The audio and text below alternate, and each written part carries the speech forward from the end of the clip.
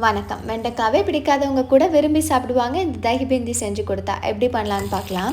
ஒரு பேனில் நிறையவே எண்ணெய் ஊற்றி அதில் நீளமாக நறுக்கி வச்சுருக்க வெண்டைக்காவை போட்டு உப்பு மஞ்சள் தூள் தூவி நல்லா வதக்கி தனியாக எடுத்து வச்சுக்கோங்க. நான் காட்டுற மாதிரி.